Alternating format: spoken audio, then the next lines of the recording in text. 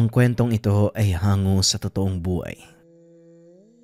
Mula ito sa isa nating kabayan na itago na lang natin sa pangalang Arman. Walang eksaktong taon, probinsya ng Capiz.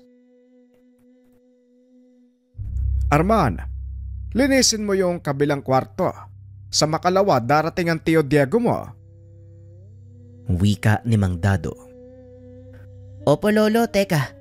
Di ba siya po yung kapatid ni mama na sundalo? Yung nakulong? Tugon ni Arman. Oo apo, siya nga yun. Huwag nang maraming tanong. Sundin mo na lang ang inuutos ko. Nakatira si Arman sa kanyang lolo Dado dahil malapit lang sa bayan ang kanilang tahanan. Nang mga panong ito, nag-aaral ng sekundarya ang binata. Mula sa angkan ng mga sundalo at pulis si Arman, ang kanyang ama, kasalukuyang naglilingkod bilang pulis sa bayan, samantalang ang nanay naman nagtatrabaho bilang nurse sa kampo ng mga sundalo. Retiradong pulis si Mang Dado. Dahil sa reputasyon ng pamilya, iginalang sila ng mga taong bayan. Mataas ang tingin ng mga tao sa kanila, maliban na lang sa isang anak ni Mang Dado, si Diego. Pumasok ito ng militar, ngunit kalaunan ay nakulong dahil sinalakay nila ang isang baryo. Pinagpapapatay ang mga tao na walang kalaban-laban. Ito ang kumalat na balita, pero walang nakakaalam ng totoong pangyayari, maliban na lamang kay Mang Dado. Atras tayo ng 2 taon. Nang mga sandaling ito ay nagpapahinga si Mang Dado habang nakaupo sa beranda. Nakita nitong may papasok sa kanilang bakuran. Marahang naglalakad ang tao at panay ang lingon sa likod. Sa pag-aakalang magnanakaw, dali-daling tumayo ang matanda. Kinuha ang rifle na nakatago sa likod ng pintuan.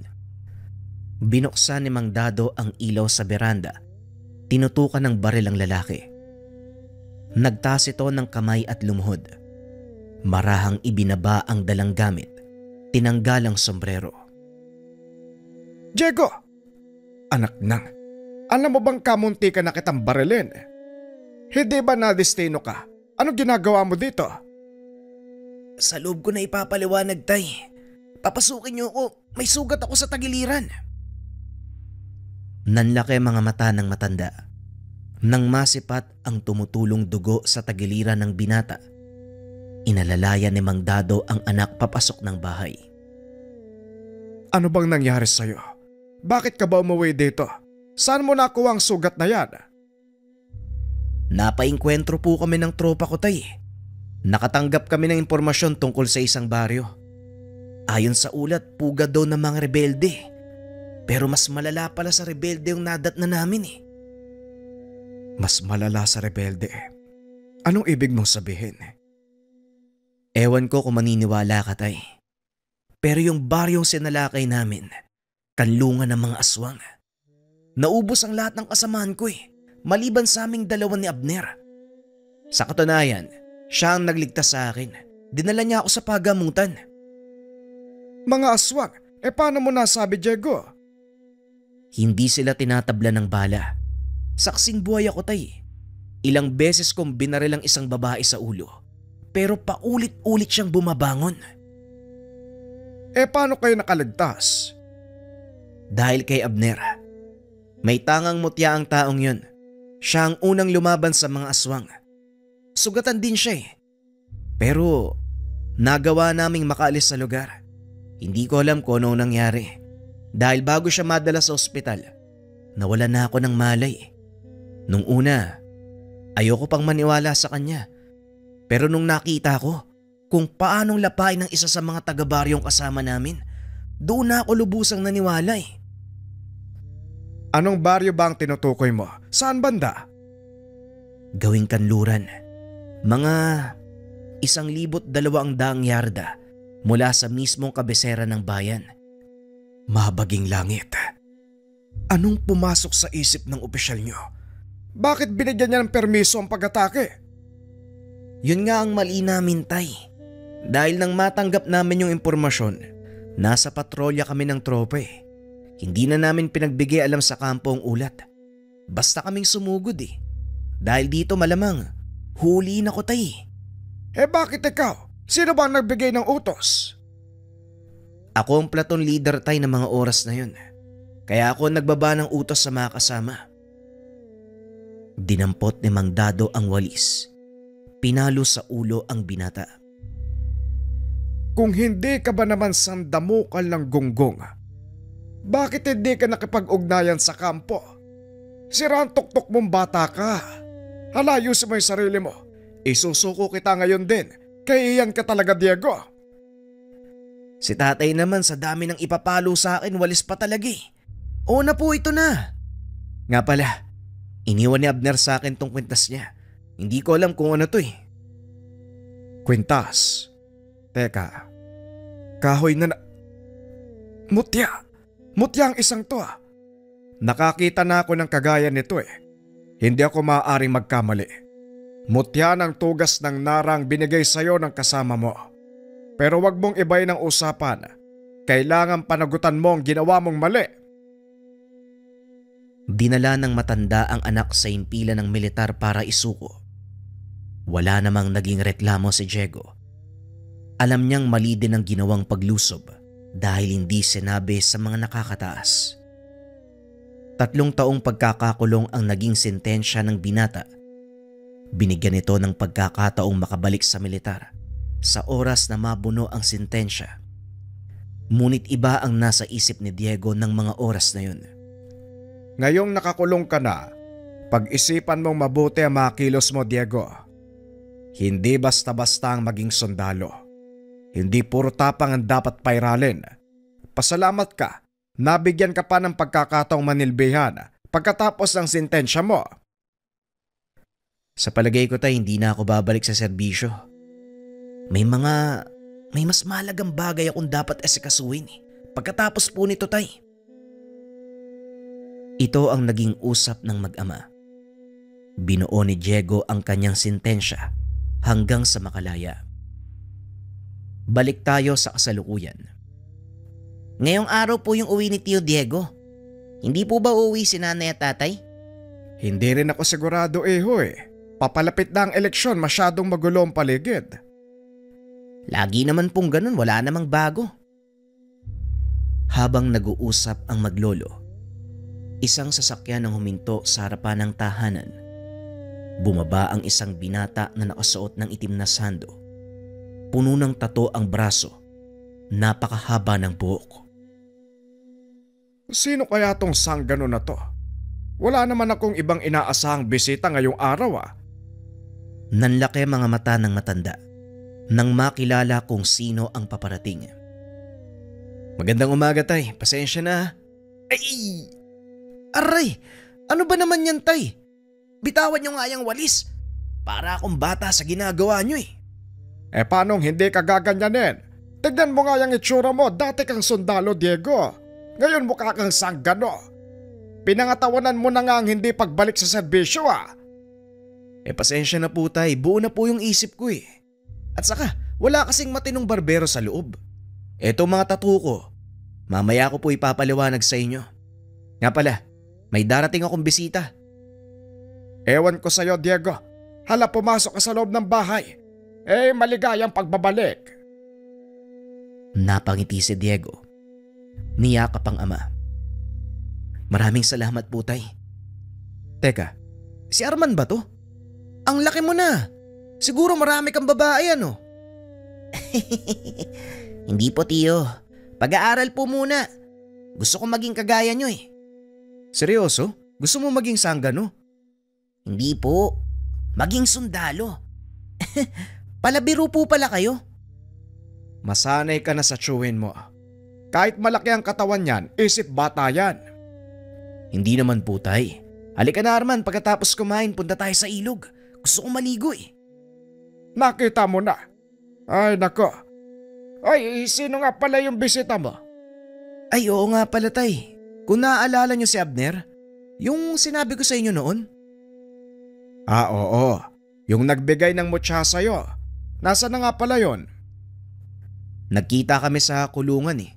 Sumuko din siya halos isang araw matapos akong hatulan. Sabay kaming nakalaya. Pero may aasikasuhin pa siya sa bayan eh. Kaya nauna akong umuwi. Ganun ba? Arman, pasensya na po ha. Pakilinis uli ng isa pang kwarto.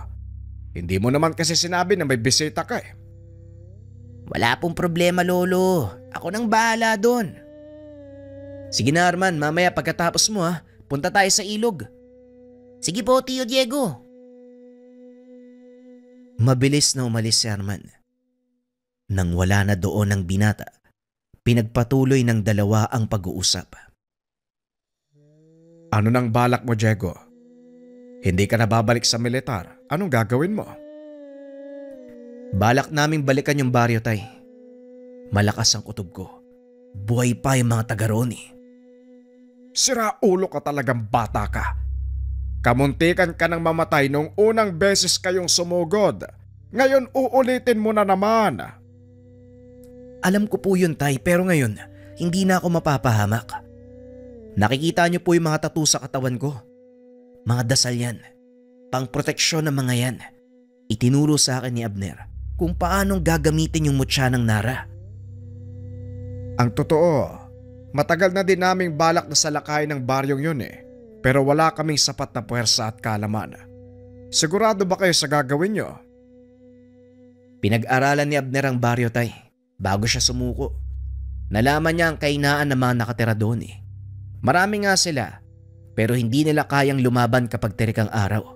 At yun ang gagamitin naming pagkakataon. Siguraduhin mo lang na hindi malalagay sa kahihiyan ng pamilya natin, Diego. Alam mo kung paanong iningatan ng mga kapatid mo ang kanilang apelyido. Huwag kang mag-alala, Tay. Hindi malalaman ng publiko ang gagawin namin ni Abner. Pag-uusap ng dalawa. Lingid sa kalaman ng mga ito.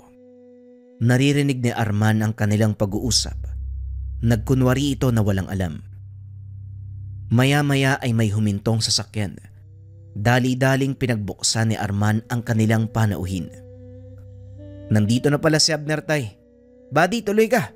Nga pala tatay ko, dating kolonel. Napatingin si Mang Dado. Malahiganting lalaki ang nakatayo sa kanyang harapan. Matipuno ang katawan. May mga pilat sa muka. Narinig ko na po ang tungkol sa inyo. Ako nga pala si Abner. Tumuloy kayo. Pagpasensyahan mo na ha. Puro pandakan nakatira sa bahay eh. Ingatan mo na lang ang Hindi na ituloy ng binata ang sasabihin. Biglang kumalabog ang kisame. Ay, naku, pasensya na po kayo. Hindi ko nakita ang ilaw. Hayaan nyo, ayusin ko na lang po mamaya.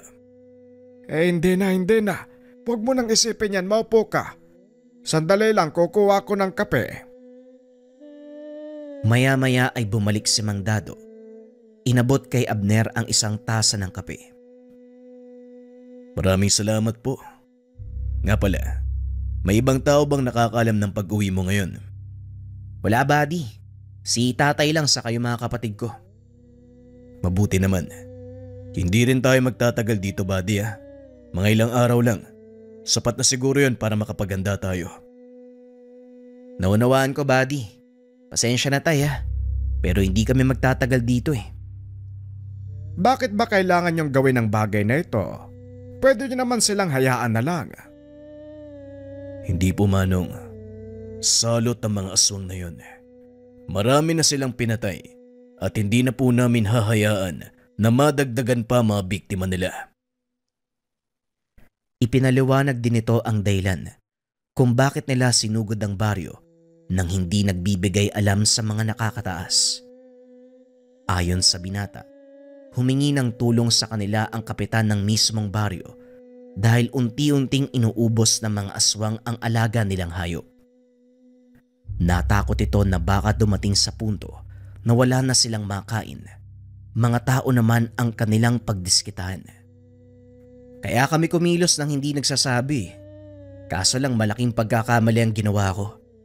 Marami sa mga kasama namin ang napahamak. At ito ang dahilan kung bakit namin sasalakayin ng baryo. Magagawa lang namin ni Abner ang bagay na yun kapag wala na kami sa militar. Delikado ang pakay nyo. Kung sakaling magtagumpay ang plano at mapatay nyo silang lahat, anong iisipin ng mga tao? Wala kang dapat alalahanin, Manong, dahil sekreto ang gagawin naming pagkilos. Hindi ko alam kung maniniwala ako. Pero kung yan ang sa tingin nyong tama, gawin nyo. Mag-iingat lang kayo. Matapos ang pag-uusap, tinupad ni Diego ang pangako sa pamangkin. Sinamahan niya ito sa ilog at naligo. Nang mga sandaling iyon ay kasama nila si Abner. Nagulat ang mga tao dahil noon lang nakita ang kaibigan ni Diego. Malahigante.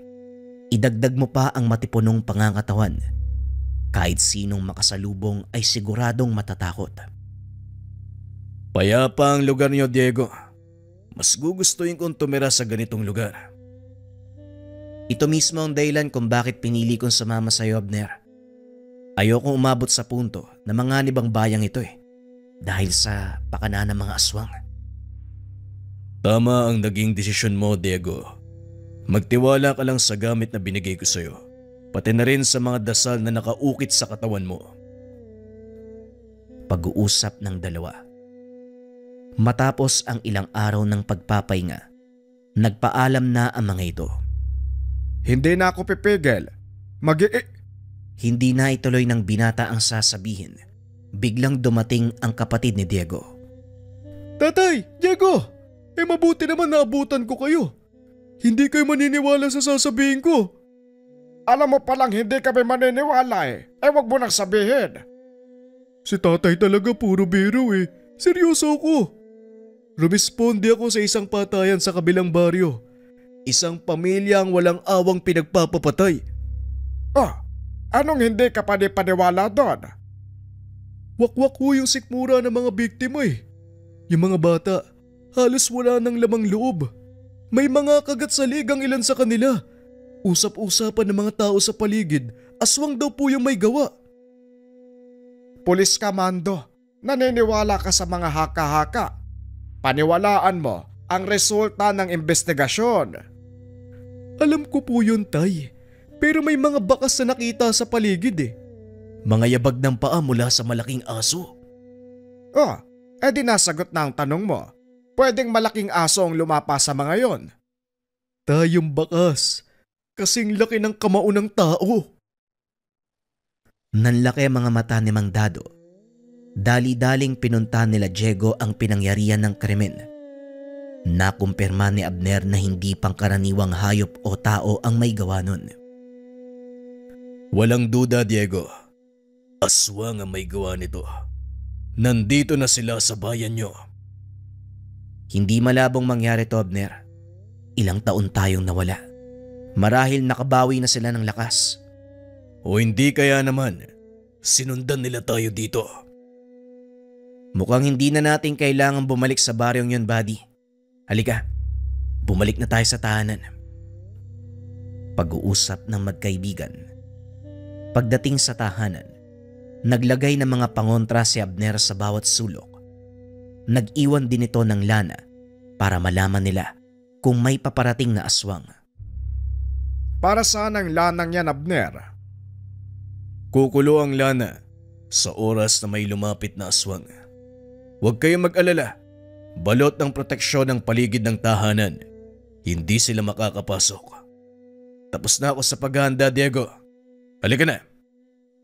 Saan kayo pupunta? Kami ang tutugi sa kanila, Tay. Hindi ko nahahayaan na madagdagan pa ang biktima nila sa bayang ito. Umalis ang magkaibigan. Inikot ang buong bayan. Ngunit wala silang nakitang aswang ng gabing iyon. Hindi sumuko ang dalawa. Inabot na ng madaling araw. Hindi pa rin nila nakita ang aswang. Masyadong mailap ang mga lintik. Isa lang ang ibig sabihin nito. Alam nilang tutugisin natin sila. Tama nga ang hinala ko. Tayo ang pakay ng mga aswang, Diego. Paano mo ba nasabi, buddy? Kung hindi tayo ang pakay nila, walang habas na pananalakay ang gagawin ng mga yon. Ang nangyaring patayan ay simpleng pagpaparamdam lang ng kanilang lakas. Kung talagang tayo ang pakay ng mga yun, bakit hindi sila magpakita? Mautak ang mga aswang, Diego. Kung saan ka hindi handa, doon sila sasalakay. Malakas din ang pakiramdam ko na hindi iisa ang aswang na nandito. Maaring isang pangkat o isang kawan. Posible yan, Abner. Kaya kailangan nating silang mahanap sa lalong madaling panahon. Ayoko madamay ang pamilya ko. Nagpa siya ang dalawa na umalis ng bayan dahil alam nila hahabulin sila ng mga nilalang. Nagtungo ang mga ito sa malayong lugar kung saan wala gaanong tao. Tinanggal ni Abner ang mga suot na pangontra, nagsilbing pain sa mga kalaban. Nagkunwaring tulog ang dalawa. Inantay ang susunod na mangyayari. Lingid sa kaalaman ng mga ito, nakasunod sa kanila ang pamangkin ni Diego, si Arman. Ilang sandali lang kumuluna ang hawak na lanahan ni Abner. Pasimple nitong hinawakan ang kanyang itak.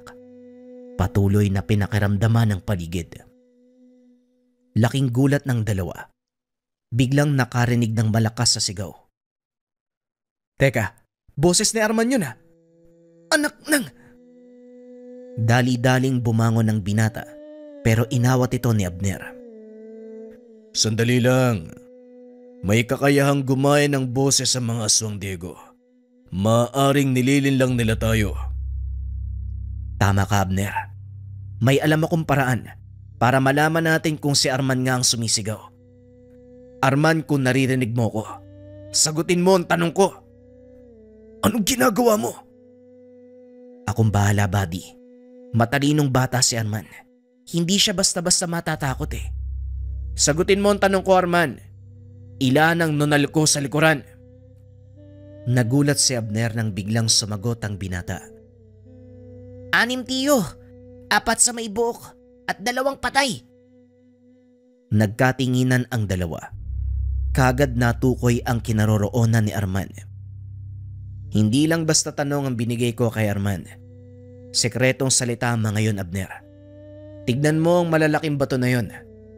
4 na may tumutubong damo at 2 malalapad. Nasa gitna ng mga yan si Arman. Nakatago sa bawat bato, mga kalaban. Lahi nga kayo ng mga militar. Ano pang inaantay mo? Dali-daling sumugod si Diego. Walang pasabi. Sinabuyan nito ng asin ang unang bato kung saan nagtatago ang isa sa mga kalaban.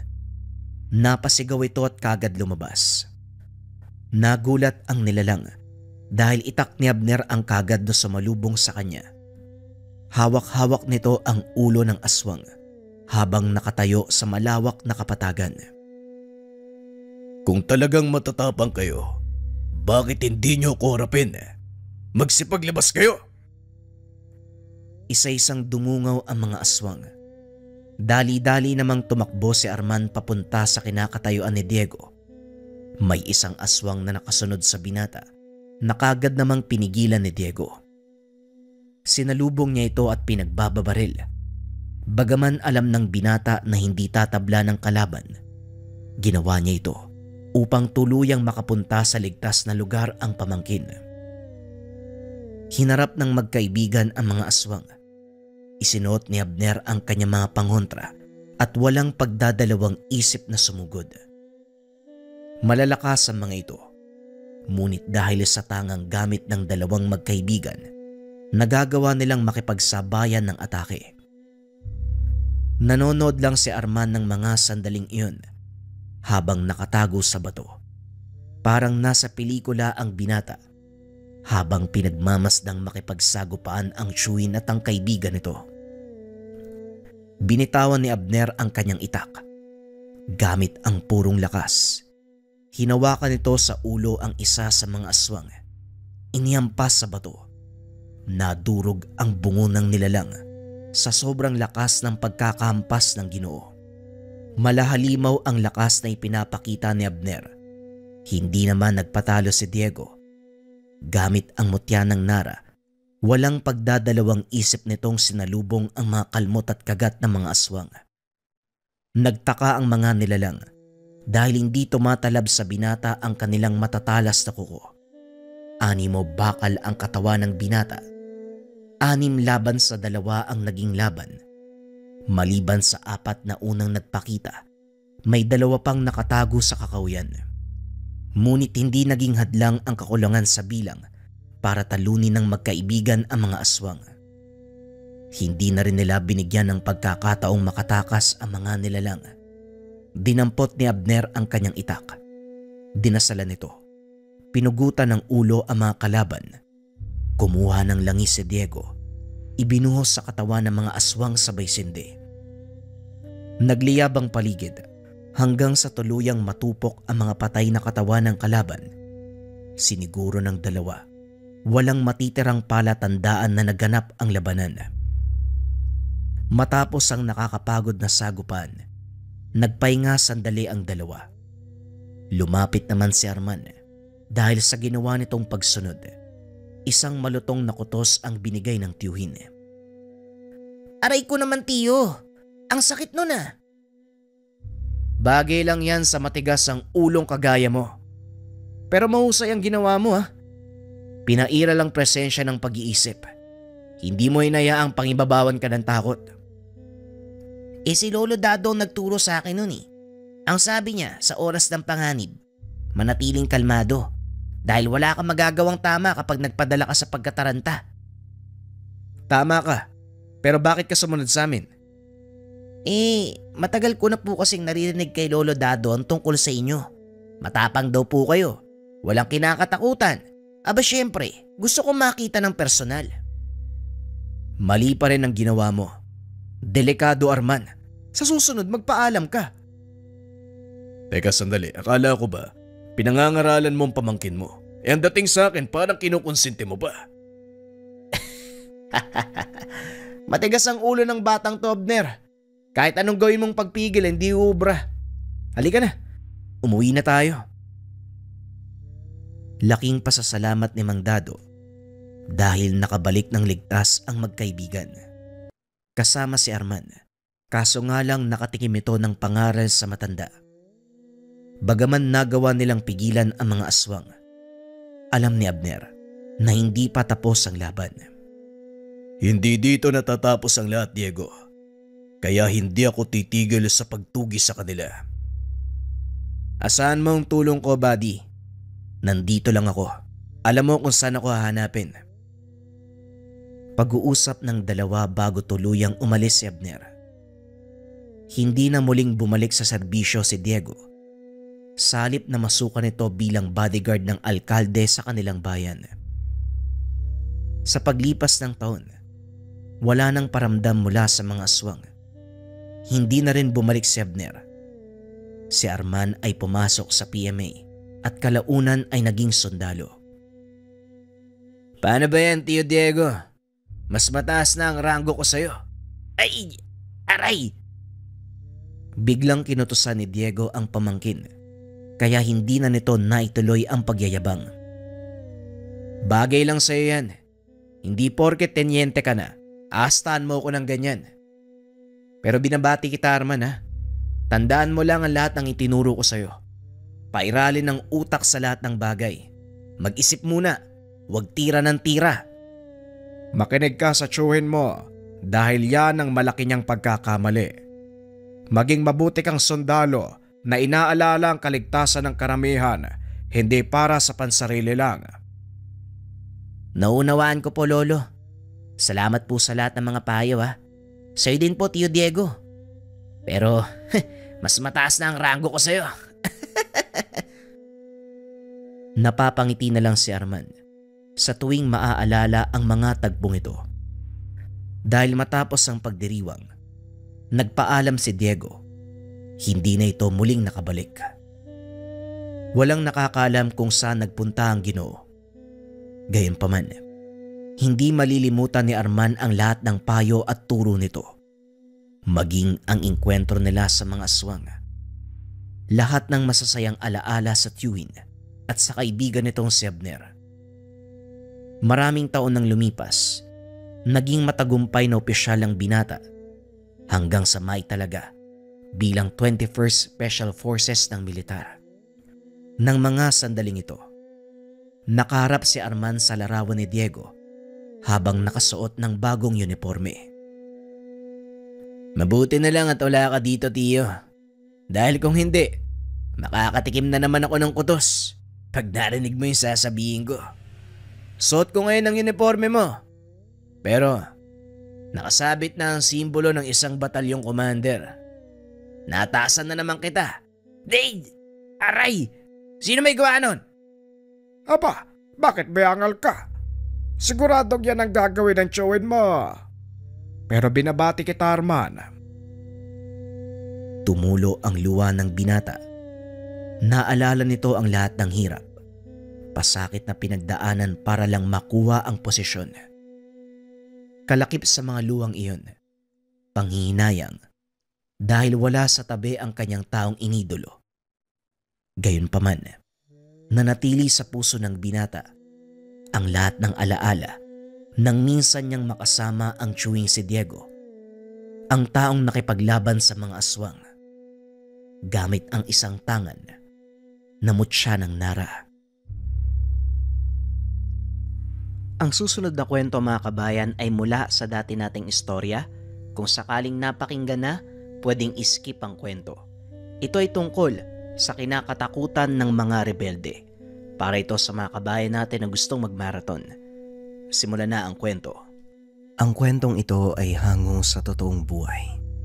Mula ito sa kakilala ng pinsan ni JR na itago na lang natin sa pangalang Areneo. Taong 1975. La Castellana, Negros Occidental. Kasagsagan ng pananalakay ng mga rebelde. Nababalot ng takot ang kapaligiran. Parot parito ang mga militar. Maya-maya ay nagkakaroon ng inkwentro, lalong-lalo na sa kabundukan. Nasa edad 15 si Erneo ng mga sandaling ito. Nasaksihan ng binata ang karasang dulot ng digmaan kontra sa mga rebelde. Mariing sinuyod ng mga sundalo ang kabundukan ng La Castellana upang mahuli ang mga taong lumalaban sa gobyerno. At dito nakilala ni Areneo ang isang tao na merong kakaibang kakayahan. Kakahupa pa lang ng operasyon ng mga sundalo, sunod-sunod na sasakyan ang dumaan sa kalsada. Karga ang mga sugatan at bangkay ng kapwa sundalo, pati na rin ng rebeldeng nakipagbakbakan sa kabundukan. Nako, eto na naman ang mga sasakyan. Mukhang marami ang napatay ng berdugo. Berdugo, tay? Sino yung tinutukoy mo? Di ba mga sundalo at rebelde lang ang nagbabakbakan sa kabundukan? Nakatira ang mag-ama sa paanan ng bundok, kung saan madalas ang sagupaan ng mga rebelde. Medyo malayo naman ito, kaya hindi rin sila nangangamba na baka masalabat ng bala mula sa magkabilang panig. At isa pa, napapaligiran ng makapal na tubuhan ang kanilang tahanan, kaya hindi na ito gaanong napapansin ng mga militar at rebelde. Maliban na lang kung titignan ito mula sa itaas o hindi kaya naman pagkatapos matabas ng mga tubo. Mamaya makikita mo siya.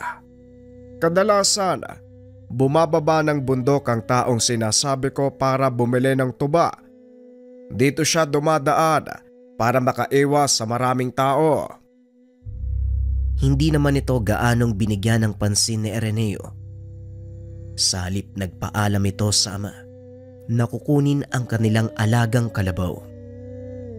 Habang naglalakad pababa ng sapa, napansin ng binata ang mga kalalakihang naglalakad. Lahat sila ay merong dalang baril. Dali-daling nagtago sa pilapil ang binata dahil alam niyang mga rebelde ang mga ito. Pinagmamasdan ni Erneo ang gagawin nila, na tila ba may kung anong hinahanap. Inantay niyang makalampas ang mga kalalakihan Pagkatapos nun, dali-dali itong nagpunta sa pinagtatalian ng kanilang kalabaw. Mabilis na inila ng binata ang kalabaw upang makauwi bago pa bumalik ang mga rebelde. Ngunit habang papanik ito ng burol, nakita nito ang isang lalaking nakadapa sa damuhan. Nilingon ni Araneo ang dinadaanan para masigurong walang nakakakita sa kanya. Matapos nun, dali-dali niyang inalalayan ang lalaki. Isinakay sa likod ng kalabaw, dinala sa kanilang tahanan upang tulungan. Nagulat si Mang Tobias nang makita ang lalaki. Hindi ito makilala dahil sa dami ng dugong kumalat sa kanyang muka. Sino ang taong yan, Araneo? Baka mamaya rebelde yan ha. Nako, mayayari tayo sa mga militar. Sa palagay ko po tay, mukhang hindi naman eh. Wala namang palatandaan na rebelde. At isa pa, wala rin siyang armas oh.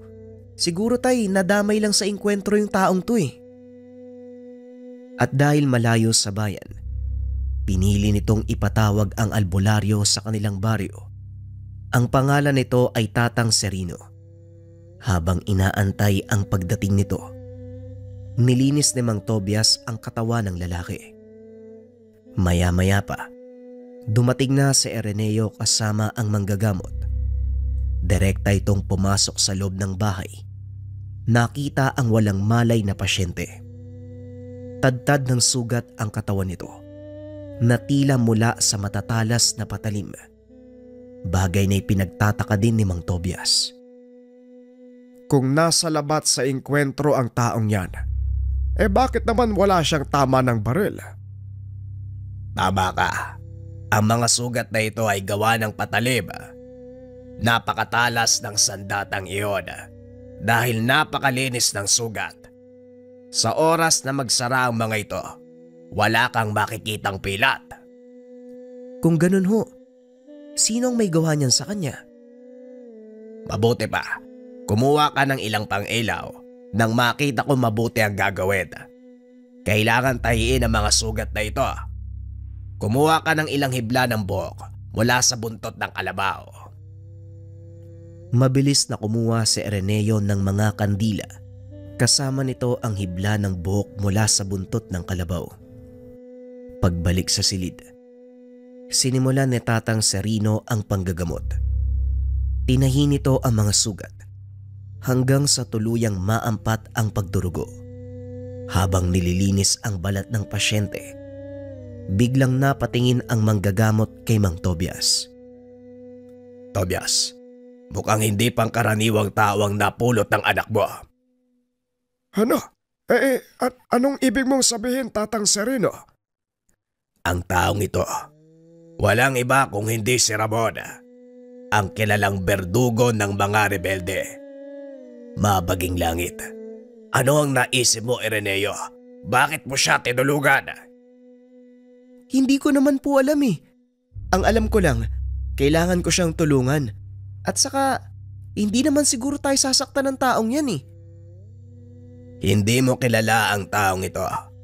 Mahigit 100 sundalo ang pinatay niya. Yan ang usap-usapan sa kabisera at kasalukuyan siyang pinaghahanap ng mga sundalo. Bago ko makita yung taong yan, napansin ko yung grupo ng mga rebelde sa Sapa na parang mayroon silang hinahanap eh. Mabuti na lang hindi nila ako napansin. Kung hinahanap siya ng mga sundalo, malamang ganun din ang kanyang mga kasama. Tama ka, Araneo. Kaya delikado kung may makakaalam ng kinaroroonan ng taong ito. Tatang Serino, pwede bang wag mo na lang sabihin sa ibang tungkol dito? Abay syempre naman. Ako ang gumamot ng mga sugat niya.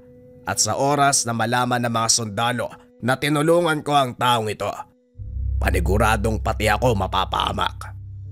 Sasabihin ko na lang sa asawa ko na nanghilot ako ng binti ng kalabaw.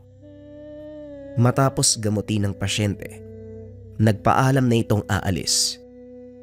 Kaso nga lang napakalakas ng ulan, kaya hindi rin ito nakatuloy. Hanggang sa inabot na ng gabi ang manggagamot sa tahanan nila Araneo. Dahil nabalot ng kuryosidad, kinuha nito ang pagkakataon para tanungin si Tatang Serino tungkol kay Ramon. Ay nako, sa dinabi-dami ng pagkakataon. O sige, ipapaliwanag ko. Alam mo iho, matagal ko nang kilala ang taong yan. Ang totoo, mag-aaral ko siya eh. Pero pakiusap, huwag mo ring sabihin sa ibang tungkol dito. Lahat ng malalaman mo at sekreto ko at ni Ramon, hindi dapat makarating sa iba. Nagsimula itong magkwento. Ayon sa kanya, mabuting tao si Ramon nung nagsisimula pa lang itong magsanay sa ilalim ng kanyang pagtuturo. Maraming natulungan si Ramon gamit ang natutunang kakayahan. Hindi lang sa panggagamot, kundi maging sa pang-araw-araw na buhay. Kinakatakutan si Ramon dahil sa angkin nitong lakas at kakaibang kakayahan na hindi tinatabla ng bala. Maging ang mga rebelde, pati na rin ang militar, umiiwas sa tuwing makikita nilang naglalakad si Ramon sa daan. Walang sino man ang nagtatangka na gumawa ng masama sa kanilang lugar. Dahil sa oras na malaman ito ni Ramon, hindi ito magdadalawang isip na parusahan ang taong iyon. Depende sa bigat ng kasalanan. Kung minsan ay pinuputulan niya ng kamay o hindi kaya naman ng buong braso, lalo na kung ang taong iyon ay nahuling nagnakaw. At kapag nakapatay naman, kamatayan din ang pinapataw niyang parusa. Hindi magawang pigilan ng mga otoridad si Ramon dahil maging sila, walang kalaban-laban sa taglay nitong kakayahan. Ilang beses nang tinambangan ng mga militar, ngunit walang nagagawa ang mga ito. Bagaman sugatan, hindi nila nagawang mahuli dahil sa taglay nitong bilis. Tatanong ko lang po, Tatang, bakit naman siya pumanig sa mga rebelde? Sa palagay ko, hindi pumanig sa mga rebelde si Ramon. Ang totoo, walang nakakaalam na nandito pa siya sa baryo. Hindi ko alam kung sinong nakalaban niya. Siguradong higit na mas malakas kung ikukumpara sa kanya. Napuruan siya ng husto eh. Pero sa pagkakakilala ko kay Ramon, bukas lang, unti-unti nang hihilom ang sugat niya. Kaya mas makakabuti kung dito na ako magpapalipas ng gabi. Tila ang panahon at tadhana mismo ang nagdidikta kung ano dapat ang mangyari sa mga susunod na panahon. Sige po, maghahanda na lang din po kami ng hapunan. Matapos kumain ay naupo ang mga ito sa sala. Pinag-usapan ang posibleng mangyayari. Napagpasyan din ni Tatang Serino na sabihin kay Mang Tobias ang katotohanan. Nagulat ang matanda at bagyang kinabahan, ngunit naging kampante ito nang sabihin ni Tatang Serino na kahit papano ay nakikinig naman si Ramon sa kanya. Pero kahit na ganito, nagpapasalamat ako, Ireneo. Mabuti na lang at nakita mo si Ramon. Malamang patay na ang taong yan. Masyadong matigas ang ulo eh. Kung merong kakayahan siyang paghilumin ng sarili, sinong nakalaban ng taong yan? At bakit siya napuruhan ng ganyan? Si Ramon lang ang makakasagot ng tanong na yan, Tobias. Antay natin siya magising. Ireneo, makakabuti siguro kung maghahanda ka ng lubid. Talian mo ang paa at kamay ni Ramon para na din sa kaligtasan nating lahat. Ano? Akala ko ba nakikinig sa'yo ang taong yan? Oy nako, Tatang Sereno Parang pinagsisisihan ko na yung pagtulong ni Ireneo kay Ramon Oo, nakikinig yan sa akin. Pero hindi ko siya kayang pigilan sa oras na magising siya. Nanatiling gising ang mga ito dahil unti-unti nang kumikilos si Ramon at kagaya ng sinabi ni Tatang Serino, kinabukasan ay nagkamalay na ito. Ramon, naririnig mo ba ako? Mabuti naman at nagising ka na. Ano, kumusta ang pakiramdam mo? Hindi na itinali ni Ireneo ang mga kamay at paa ni Ramon. Dahil kahit nagkamalay na, nangihina pa rin si Ramon. Tatang Sereno? Kayo po ba yan? Teka, nasaan ako? Nandito ka sa pamamahay ni Mang Tobias. Nakita ka ng kanyang anak na walang buhay sa gilid ng tubuhan. Halos patay ka na ng madatnan ko eh. Pasalamat ka. Malayo ang ospital sa baryong ito. Kung hindi, baka nasa pangalaga ka na ng mga otoridad. Ano ba ang nangyari, Ramon? At paano ka napuruan ng ganyan? Yung mga sundalo, may kasama silang aswang. At dahil hindi kinaya ng mga kasamaan ko ang puwersa ng kalaban, nagsipagtakbuhan sila. Naiwan ako nakikipagsagupan. Sa palagay ko sinadya nilang lahat para ipaligpit ako. Mga traitor. Kung ganon, ang nangyaring inkwentro sa kabundukan nung nakaraang araw ay para ipaligpit ka. Anong ibig mong sabihin? Anong aswang? Paanong nangyari ang bagay na yon? Mamaya mo na tanungin ang mag-aaral mo. Ang mabuti pa, iho. Humigop ka muna ng mainit na sabaw, Ramon, para tuluyang manumbalik ang lakas mo. Maraming salamat po sa inyo, Mang Tobias, at sa anak mo. Malaki ang utang na loob ko sa kanya. Pilit niyang itinatayo ang sarili. Huwag mong pilitin ang sarili mo, Ramon. Masyadong malalim ang sugat mo sa tiyan. Maaari itong bumuka. Ano ba ang gamit na sandata ng kalaban mo at nagawa ka niyang sugatan ng ganyan? Gaya nga po ng sinabi ko, Tatang. Aswang ho ang nakalaban ko. Meron siyang tangang mutya na bumasag sa kabal at kunat ko. Paanong nagkaroon ng aswang ang hanay ng mga militar? Hindi naman nagsasalita si Ireneo. Pinapakiramdaman niya si Ramon. Hindi kasapi ng militar ang aswang na yon. Sa palagay ko, kinontrata siya para ipangtapat sa akin. Kaya maraming salamat sa anak mo dahil nagawa ko pang mabuhay. At sa oras na magkita kami uli, sisiguraduhin ko, pupulutin niya ang bituka niya sa lupa. Nanatili ito sa tahanan nila Ireneo sa loob ng mahabang panahon. Bagaman magaling na ang sugat, pinayuhan ito ni Tatang Sereno na manatili muna sa lugar na iyon hanggat hindi pa humuhupa ang tensyon sa kabundukan. Tama ang Tatang Sereno mo, Ramon. Walang sino man ang maghihinalang nandito ka dahil wala namang pumupunta dito. Nga pala, mamaya lang ay uuwi na si Ireneo. Inutusan ko kasi siyang lumuwas ng bayan para magbenta ng mga alaga naming manok. Ay pagdating ng anak ko, siya na muna ang makakasama mo dito sa loob ng ilang araw. Kailangan kong puntahan ng aming palayan sa kabilang baryo. Gagapasin na kasi at kailangan merong bantay doon. Pagsapit ng hapon ay dumating na si Ireneo. Kinausap ito ng ama tungkol sa pananatili ni Ramon. Ikaw na muna ang bahala sa panauhin natin Tulungan mo siyang linisin ng mga sugat, lalong-lalo na sa likod May hirapan siyang abutin ng mga yon. Sige ho, tay. Ako na ang bahala. Kinabukasan maagang umalis ang matanda.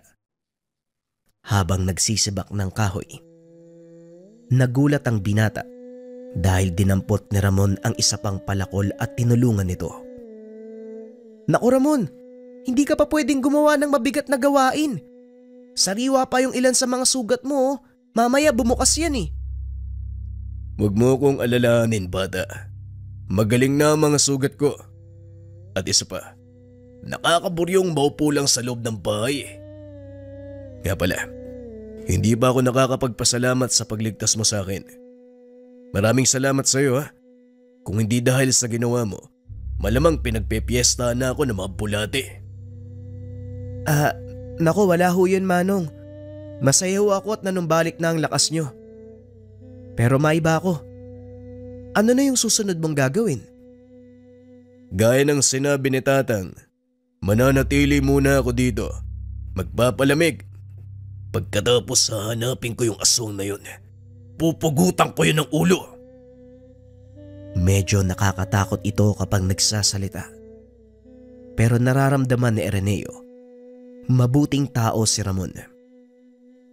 Habang nagsisibak ng kahoy, napansin ng binata ang mga pilat sa katawan ni Ramon. Maliban sa mga bagong sugat, mas lalong nakaagaw ng atensyon ng binata ang mga tattoo ni Ramon sa katawan. Manong, pwede ko bang malaman kung ano yung mga tattoo na yan? Ito ba? Mga dasal yan. Si Tatang Serino naglagay nung nagsasanay pa lang ako. Mga pangproteksyon, pangkabal. Ito ang dahilan kung bakit hindi ako tinatabla ng bala. Ganun mo ba? Kung meron ka niyan, bakit ka nasugatan ng kalaban mo? Aswang ang nakalaban ko. Meron siyang tangan na mutya na bumabasag ng lahat ng depensa. Eh di, delikado pala kung magkakaharap kayo uli. Paano mo siya matatalo, Manong? Kung sakaling magkasagupa uli kayo, eh di ba nababasag niya yung, ang tawag dun? Tangan? Yung mutya? Napangiti si Ramon. Naupo sa tabi ni Ireneo. Alam mo, ang dami mong tanong. Pero sige, sasagutin ko na. Napansin mo ba yung mga pilat ko sa katawan? Hindi lang isa, dalawa, o 3 beses na akong kamuntikang mapahamak. Pero ang bawat kabiguan, kinapupulutan ko ng aral, pinaghahandaan, para kung sakaling masaglak man ako sa parehong sitwasyon, alam ko na ang gagawin ko. Napagandaan ko na ang susunod naming pag-aarap. Kaya nga nandito ako ngayon dahil inaantay kong matapos si Tatang Serino sa ginagawa niyang kabal. Matanong ko lang ho, mahirap po bang mag-aral ng lihim na karunungan? Pasensya na, nagtatanong na naman ako ha. Gusto ko lang kasing maunawaan kung bakit may mga taong kagaya nyo nag-aaral ng ganyan. Para saan? Hindi mahirap ang pag-aaral ng lihim na karunungan. Napakadali lang namang kabisaduhin ng mga dasal Pero ang pinakamahirap, ang pagsubok na maaaring pagdaanan habang nasa kalagitnaan ka ng pagsasanay. Susubukin ito ang katatagan ng iyong isipan at damdamin. Nariyan pa ang tukso ng mga demonyo na pilit kang hihilahin hanggang sa gustuin mo na lang na sumuko. Maraming bagay pang natutunan ang binata mula sa kanya. Isang babala ang ibinigay ng Ginoo. Kung ako sa iyo, Ireneo, huwag mo nang tangkain pag-aralan ng lihim na karunungan. Magugulo ang buhay mo. Mas maganda pang mamuhay ng payapa at normal. Ang importante lang naman, marunong kang rumespeto sa kapwa mo nang sa ganon ay rerespetuhin ka din nila. Pagsapit ng hapon, habang nagpapasok ng mga tuyong kahoy, dumating si Tatang Serino. May dalang pagkain para kay Ramon. Hindi pa gaanong naghihilom ang mga sugat mo, Ramon. Bakit nagbubuhat ka na ng mabigat? Ay, ito ba? Wala to, Tatang. Kaya ko naman ho At isa pa, mabilis lang naman na gumaling yung mga sugat ko. Halos hindi ko na nga nararamdaman yung sakit Bueno, may dala akong pagkain at ito. Natapos ko nang gawin ang habak na sinasabi mo. Pero hindi ka pa rin pwedeng umalis. Nasa paligid pa ng kabundukan ng mga militar. Hindi lang po militar ang kailangan kong iwasan, Manong. Maging ang mga rebelde. Mga traitor sila. Kaya lang naman ako napasama sa kanilang pangkat. Ang sinabi ni Commander Lemuel, isang kriminal ang kanilang papatayin nung gabi bago ang engkwentro. Hindi ko alam na isa palang paring tumutulong sa mga sugatang sundalo ang gusto nilang ipatumba. Kaya nga noon pa man sinasabi ko na sayo, walang maidudulot na kabutihan ang ginagawa mo.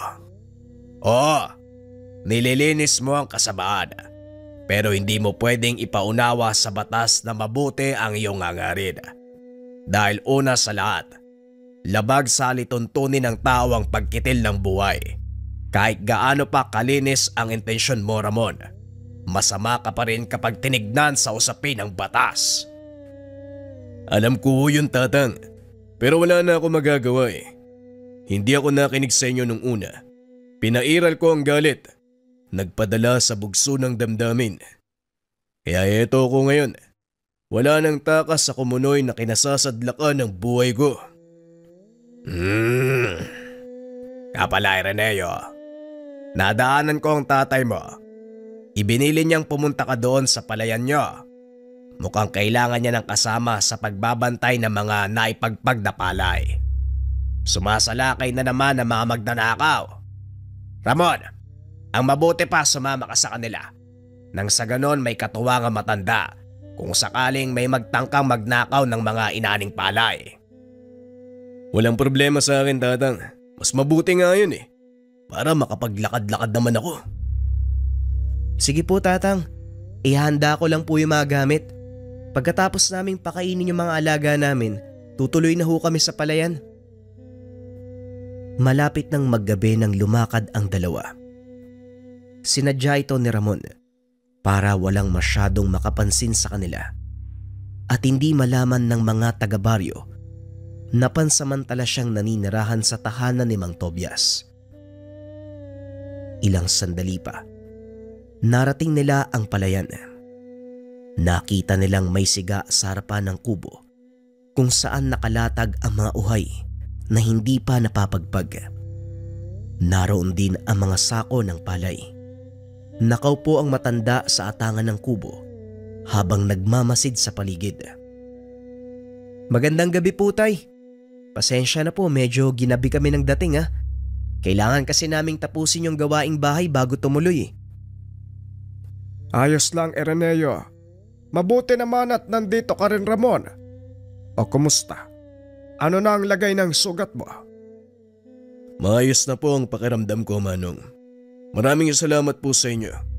Eto, nagdala kami ng makakain. At saka dumaan kami ni Ireneo sa kabesera para bumili ng 1 galon ng tuba. Pampainit ng katawan. Habang masayang nag-uusap ang mga ito, tila nawala sa isip ng mag-ama ang takot sa Ginoo. Sa kabila ng katotohanan, kaharap nila ng mga sandaling iyon ang kinakatakutang berdugo. Nagsalitan ang mga ito sa pagbabantay ng mga palay. Wala namang nangyaring kakaiba ng gabing iyon. Ngunit kinabukasan, habang patuloy sa pag-akot ng mga nagapas na palay, napadaan ang mga nagpapatrolyang sundalo. Isa-isang sinisiyasat ang mga naroon. Mabuti na lang napansin ito ni Ireneo, kaya naman kagad binigyan ng babala si Ramon. Manong magtago po kayo. Nandito yung mga sundalo. Ganun ba? O siya, bumalik ka na sa tatay mo. Ako nang bahala. Hindi ka dapat makitang kasama ko. Dali-dali itong umakyat sa puno. Laking gulat ni Ireneo dahil biglang nawala sa kanyang paningin ang Ginoo. Tanggalin niyo ang mga takip sa inyong muka. May hinahanap kaming tao. Napansin ni Ireneo na may kasamang sibilyan sa pangkat nito. May mga medalyong suot at merong nakasugbit na itak sa bewang. Sa isip ng binata, ito marahil ang nakasagupa ni Ramon. Tatay, yan siguro yung sinasabi ni Manong Ramon. Huwag ka nga maingay. Mamaya marinig ka ng mga yan eh. Mapaghinalaan pa tayo. Maya-maya ay napalingon sa kanila ang isa sa mga sundalo. Tinawag ang mag-ama. Kayo dyan! Hindi nyo man narinig ang sinabi namin? Pumunta kayo dito. Tanggalin nyo yung mga takip sa mukha nyo. Dali-dali namang sumunod ang dalawa. Pagkarating doon, nilapitan sila ng sibilyang kasama ng mga sundalo. Tinignan mula ulo hanggang paa si Ireneo. Inamoy ang binata na parang aso. Wala dito ang hinahanap natin. Ngunit patuloy itong nakatitig kay Ireneo. Nakahinga ng maluwag ang mga ito. Nagpatuloy sa pagtatrabaho. Umalis na ang mga sundalo sa lugar nang masiguradong wala na ang panganib. Dali-daling bumaba ng puno si Ramon at nilapitan ang mag-ama. Manong, pasensya na kayo pero hindi po tayo pwedeng umuwi sa bahay niyo. Ang taong kasama ng mga sundalo, siya ang nakasagupa ko. Alam niyang kasama niyo ko at siguradong mamayang gabi, hindi yun magdadalawang isip na sugurin tayo. Ay kung ganon, anong mas makakabuti nating gawin? Ihatid ko muna kayo sa bahay ni Tatang Sereno. Ako na po ang bahalang magpaliwanag sa kanya. Sa ngayon, bilisan na natin bago pa sumapit ang dilim. Iniwan ng mga ito ang gapasan. Ipinagkatiwala sa mga tao ang naaning palay. Kampante naman ang matanda. Walang magnanakaw sa mga ito dahil na rin sa presensya ng mga sundalo sa lugar.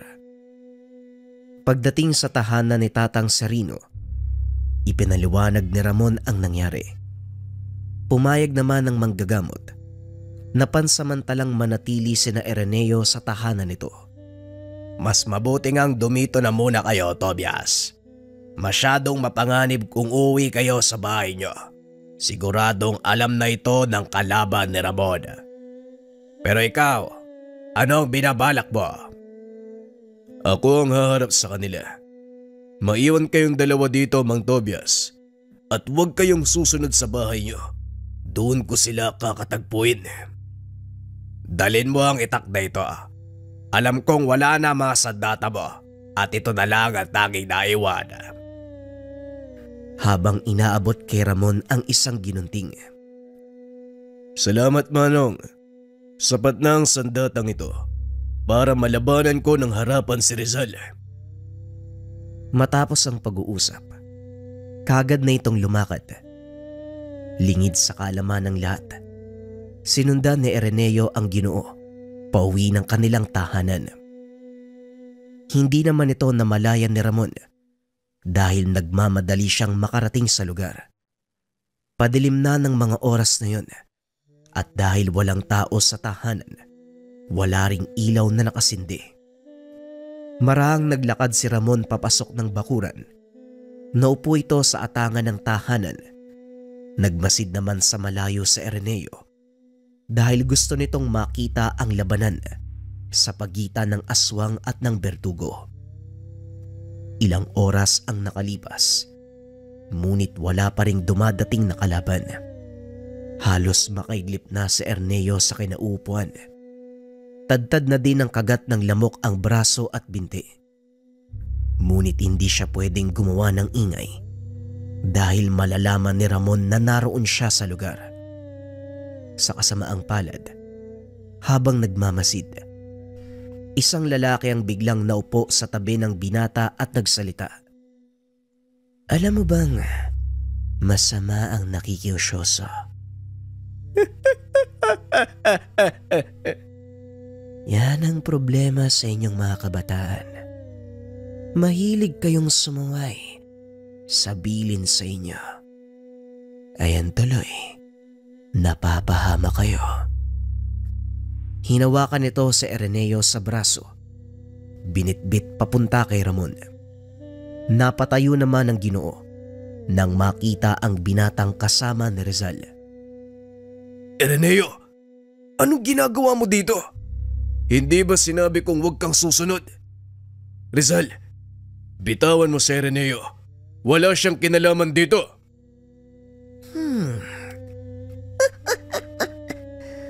Walang kinalaman. Kung hindi dahil sa kanya, wala na sana akong problema ngayon.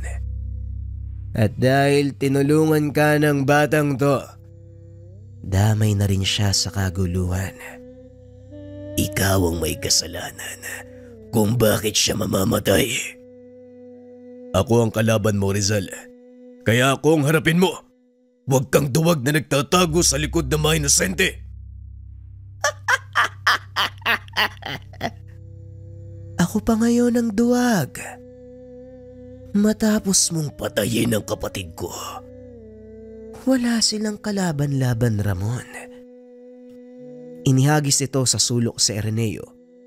Hinarap niya si Ramon. Binunot ng Ginoo ang kanyang sandata. Naglakad papunta sa kalaban.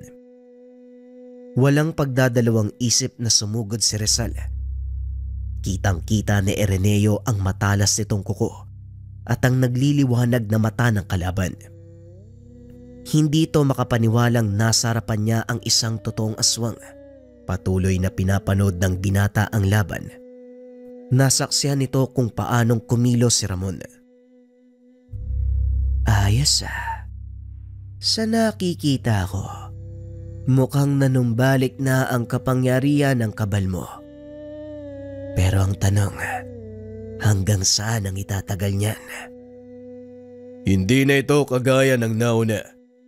Sapat na ang taglay na bisa ng kabal na ito upang matalo ka.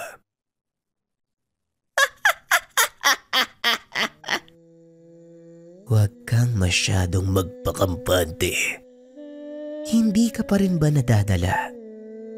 Tingnan mo ang nangyari sa'yo noong nakaraang laban. Para kang karning tinadtad. Kung hindi ka lang nailigtas ng... Teka, nasaan ang kasama mo?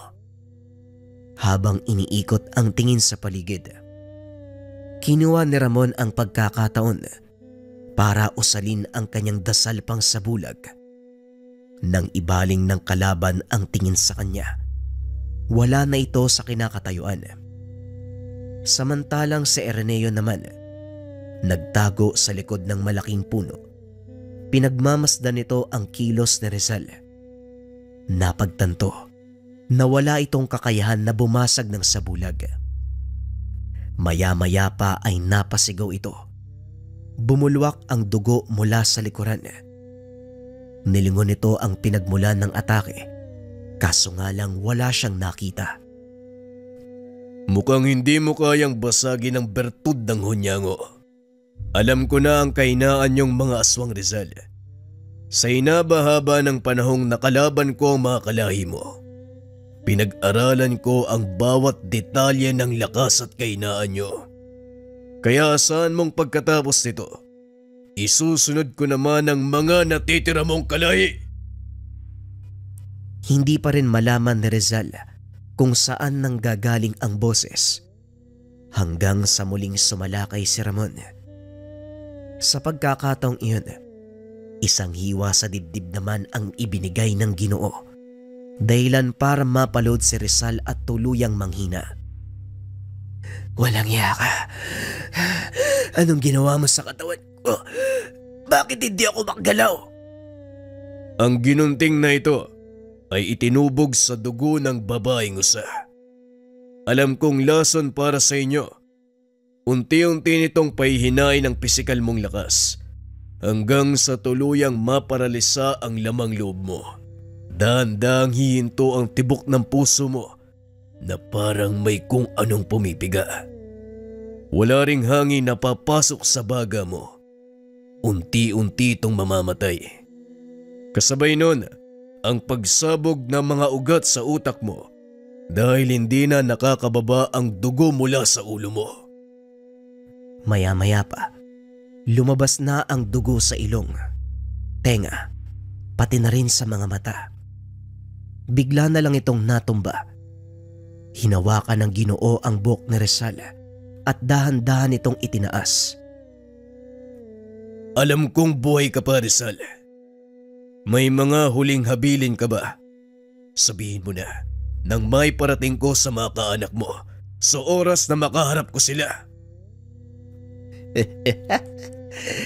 Walang yaka. Oo, natalo mo ako ngayon. Pero wag kang magpapakampante dahil sa mga oras na ito. Alam na ng aking mga kaanak na ikaw ang kakaharapin ko. Sa oras na hindi ako makabalik ng buhay, alam nila kung ano ang kailangang gawin. Wala akong pakialam. Aantayin ko sila at ubusin. Huwag kang mag-alala. Isasabit ko rin ang ulo nila sa tabi mo. Tinagpas nito ang ulo ni Rizal. Inilagay sa mahabang buho ng kawayan. Dinala niya sa gilid ng kalsada at doon itinayo. Nilingon nito si Araneo. Inutusang bumalik sa tahanan ni Tatang Serino. Matapos ay umalis na ito sa lugar. Pagdating sa tahanan ni Tatang Serino, nakita nito si Ramon. Nakikipag-usap sa dalawang matanda. Napatigil lang ito nang makitang papasok na ang binata. Ano bang pumasok sa utak mo, Araneo? Hindi ba sinabi ko na huwag kang susunod? Anong ginagawa mo sa lugar? Pasensya na po, Manong. Pero kasi gusto ko lang makita kung paano ka makipaglaban eh. Pasensya na po, alam ko mali. Dahil kamuntikan na ako mamatay eh. Pero kahit magalit pa kayo, sasabihin kong sulit ang naramdaman kong takot. Naunawaan ko na po yung lahat ng tungkol sa inyo eh. Napakatigas ng ulo mo. Ay nako, kinabahan ako sa nangyari kanina. Akala ko tutuluyan ka ni Rizal eh. Huwag mo nang uulitin yun. Sa susunod na sasama ka, magsabi ka. Nagulat si Araneo sa sinabi nito. Nako Ramon, huwag mong pinapalaki ang ulo ng binatang yan. Pareho kayong mapapahamak. Ano magsabi ka? Alam ni Araneo ang mangyayari at nasa kanya kung uulitin pa rin niya ang bagay na yun o hindi. May sariling pagpapasya ang binatang ito at alam kong kaya niyang panindigan ang anumang gagawin niya. Napailing na lang si Tatang Serino. Hindi naman makapagsalita si Mang Tobias. O Tobias, anong nangyari sa'yo? Parang napako yung dila mo. Ay nako, Tatang Sereno. Ay sino ba namang hindi matutulala? Yung anak ko kamunti ka ng lapay ng aswang. Ay baka patay na yan dapat eh. Hindi naman siguro gagawin ni Rizal ang bagay na yon. Nabibilang siya sa angka ng mga aswang na hindi kumakain ng tao. Kinukuha nila ang lakas mula sa isang bertud na hawak ng kanilang patriarka. At yon ang kailangang paghandaan ni Ramon.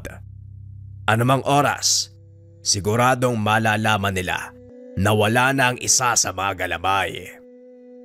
Ang tinutukoy nitong lahi ng mga aswang ay ang tinatawag na dulmanan.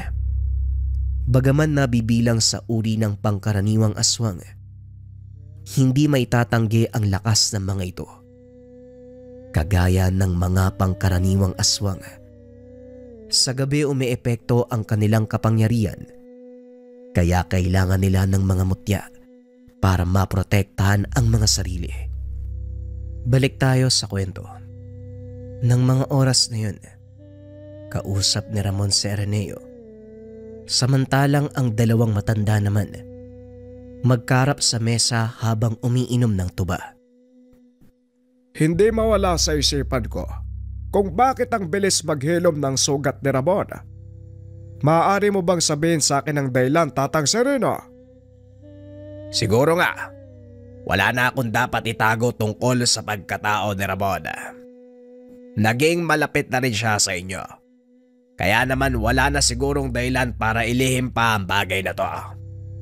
Si Ramon ang nakapatay sa kapatid ni Rizal na tagapagmana ng bertud ng kanilang angkan. Sa makatuwid, nasa loob ng katawan ni Ramon ang bertud na iyon. Ito ang dahilan kung bakit napakabilis maghilom ng mga sugat niya. Meron siyang kakayahang gumamit ng malakas na sabulag. Maliban pa dito, ang kaalaman niya sa lihim na karunungan, higit pa sa isang aswang ang kakayahang taglay ni Ramon. Siguro naswertehan lang siya ni Rizal kaya napuruan noon. Lingid sa kaalaman ng matanda, nakatayo sa likod nila ang dalawa. Umaga nang mangyari ang pagsalakay nila Tatang, kaya hindi gumana ang bertud. Masyado ding malalim ang sugat ko at marami ng dugo ang nawala, kaya hindi na ako nakapag-usal ng mga dasal. Nagulat si Tatang Serino nang marinig ang boses ni Ramon. Humingi ito ng paumanhin dahil sa sinabi nito kay Mang Tobias ang kanyang sikreto. Wala kang dapat ipag-alala, Ramon. Ligtas sa amin ang sekreto mo. O siya, maupo ka na at saluhan mo kami. Masasayang lang ang tubang ito kapag pinaabot pa natin ng umaga. Kinabukasan, nagpaalam na babalik sa kanilang tahanan sila Araneo. Ngunit pinigilan ito ni Tatang Serino. Tobias, alam kong nag-aalala ka sa mga alaga mong hayop. Pero isipin mo ang kaligtasan niyong mag-ama. Maaaring doon sumalakay ang mga kalahi ni Rizal at siguradong madadamay kayo. Huwag po kayong mag-alala, Tatang. Sasamahan ko sila. Ako po ang bahala. Mabuti naman kung ganon, Ramon. Tamang-tama. Luluwas din ako ng bayan para puntahan ang anak ko. Sige na, humayo na kayo bago paabutan ng dileba. Habang nasa daan, napansin ni Araneo na wala na ang inilagay na ulo ni Rizal. Kinuha na siguro ng mga taga-baryo yung ulo ni Rizal. Wala na kasi sa pinaglagyan mo, Manong eh. Napalingon si Ramon sa lugar kung saan inilagay ang ulo. Malamang gano'n na nga ang nangyari. Pero may suspetsya ako na hindi mga taga-baryo ang gumawa nun. Malalaman natin mamaya pagdating sa bahay nyo. Naalala ni Araneo na hindi nila inilibing ang katawan ni Rizal, kaya maaaring naiwan itong nabubulok sa loob ng bakuran. Wala ring makakapansin noon dahil wala ring dumadaan sa kanilang lugar. Maliban na lang kung sasadyain silang puntahan ng mga tao. Nanlaki ang mga mata ni Araneo nang mapansing wala na ang katawan ni Rizal. Ni isang bakas, wala nang naiwan sa lugar. Saan napunta yun? Di ba dito lang natin iniwan? Oo, tama ka. Nandito lang yon at kung nawala na ang ulo ni Rizal, malamang kinuha ito ng kanyang mga kaanak. Pumasok kayo sa tahanan. Huwag kayong lalabas kahit ano mangyari. Pagpasok ni Mang Tobias sa loob ng tahanan, nagtanggal ng kasuotan si Ramon. Naupo ito sa lupa at itinarak ang kanyang ginunting. Nagsimulang mag-usal ng mga dasal. Inihaplos nito ang palad sa lupa. Ipinahid sa katawan ang kumapit na putik. Nanlaki ang mga mata ni Araneo dahil nakita nitong bagyang nagbago ang mukha ni Ramon. Tila mas tumalas ang titig nito at ang mga angil ay bagyang humaba. Alam kong nandyan lang kayo sa paligid. Bakit hindi kayo maglabasan para matapos na ang gulong ito? Matapos ay naglabasan ang ilang figura ng tao sa tubuan. Sa tansya ni Araneo, nasa 10 katao ang mga ito. Naku, naloko na. Napakaraming kalaban ni Ramon. Paano siyang mananalo niyan? Magtiwala lang po kayo sa kanya, tay. Narinig mo naman siguro yung sinabi ni Tatang Serino, di ba? Muling ibinaling ang tingin kay Ramon. Unti-unting lumalapit ang pangkat sa kinakatayuan nito, hanggang sa tuluyang lumantad ang mga itsura. Sa wakas, nagkita din tayo. Ilang kalahi ko na ba ang napatay mo? Hindi ko na mabilang. Sa palagay ko ngayon, parang madadagdagan pa eh. Masyado ka mayabang. Hindi mo ba nakikita? 10 laban sa isa. Sa palagay mo mananalo ka? Hindi usapin ang bilang dito. Kung hindi ang kakayahan niyong makipaglaban. Maya-maya ay naglaho ito sa paningin ng kalaban. Maging sina Araneo, hindi alam kung saan ito napunta. Isa-isang bumagsak ang mga kasamahan ng lalaki. Napasigaw ito sa sobrang galit. Lumabas ka! Lumaban ka ng patas! Ang lakas ng loob mong gamitin sa amin ang bertud ng aming ama! Hindi sumasagot si Ramon. Patuloy na nagbabagsakan ang mga kasamahan ni Abong hanggang sa iilan na lang ang natira. Mula sa 10, naging 3 na lang kayo. Ngayon sabihin mo sa akin, Abong, may kabuluhan pa ba ang bilang nyo? Ngunit hindi pa rin ito nakikita ni Abong. Harapin mo ko. Pagbayaran mo ang mga kasalanang ginawa mo. Matapos ay bumagsak na ang 2 pa nitong mga kasama. Bumubulwak ang dugo sa leeg ng mga ito mula sa matalas na sandata ni Ramon. Nakatayo na ang Ginoo sa harapan ng kalaban. Tinitigan niya ito ng harapan. Walang reaksyon sa kanyang muka. Ngayon, tayong 2 na lang ang natitira. Gusto mong pagbayaran ko ang pagkamatay na mga kauri mo? O sige, subukan mo. Sumugod si Abong. Isang malakas sa suntok sa sikmura ang ibinigay ng Ginoo. Isinilid sa talukab ang hawak na sandata. Nilabanan si Abong gamit ang kanyang kamao. Tuloy-tuloy ang pag-atake ng kalaban. Ngunit hindi ito magawang sugatan ni Ramon. Anong ginawa mo? Bakit hindi tumatalab sa iyo mga kuko ko? Natuto na ako sa mga nakaraang karanasan. Salamat kay Rizal dahil ibinunyag niya ang sekreto ng kakayahan niyo nung araw na magkasagupaan kami. Gumanti ito ng atake. At sa bawat pagtama ng kamao nito sa katawan ni Abong, ay siya namang pagbulwak ng dugo sa bunganga nito. Hanggang sa hindi na kinaya ng katawan ng aswang ang parusang dulot ng suntok ni Ramon. Napaload na lang ito sa lupa habang patuloy na sumusuka ng dugo. Hanggang dito na lang ang panggugulo nyo.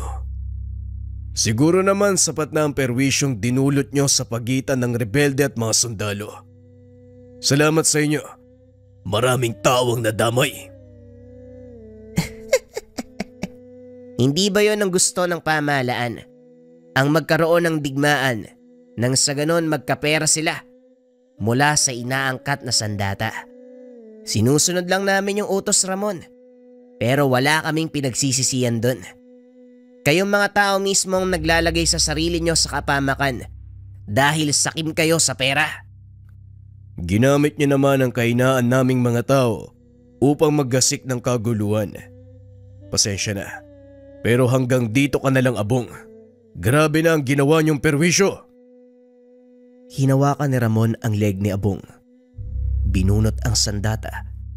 Sabay tarak sa katawan nito. Napangiti si Abong habang marahang binubunot ng Ginoo ang kanyang sandata. Sa wakas, tapos na ang paghihirap. Ito ang huling katagang narinig ni Ireneo mula kay Abong bago ito tuluyang pugutan ni Ramon. Sa pagkakataong iyon, hindi na inilagay ng Ginoo ang ulo ng mga aswang sa buho. Sa halip inilibing niya ang mga ito sa gitna ng kagubatan. Matapos ang kaganapan, nagpaalam si Ramon na aalis. Bagaman labag sa kalooban ni Ireneo, wala na itong magagawa dahil hindi naman ito ang buhay na nakagisnan at nakasanayan ng kaibigan. Huwag kang mag-alala.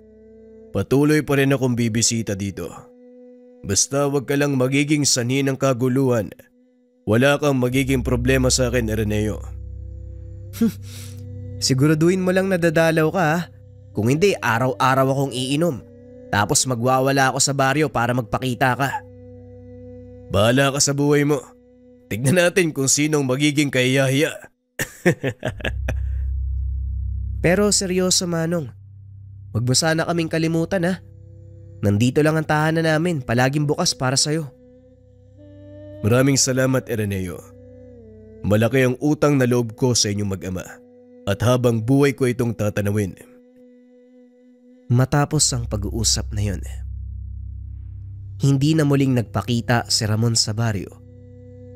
May ilang nakapagsabing napatay ito sa inkwentro.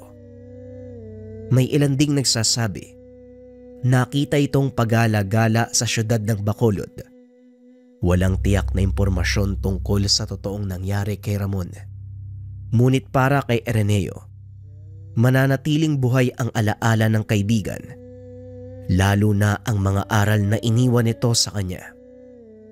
Sa kasalukuyan, naninirahan na si Ireneo sa Maynila kasama ang kanyang pamilya. Paminsan-minsan, umuwi ito sa La Castellana upang bisitahin ang puntod ni Mang Tobias at Tatang Serino. Sa tuwing nagpupunta siya sa lugar, hindi maiwasan ni Ireneo na maalala ang kaganapan ng mga panahong nakasama niya si Ramon, ang isang tao na kinakatakutan ng mga rebelde, sundalo, maging ng mga aswang.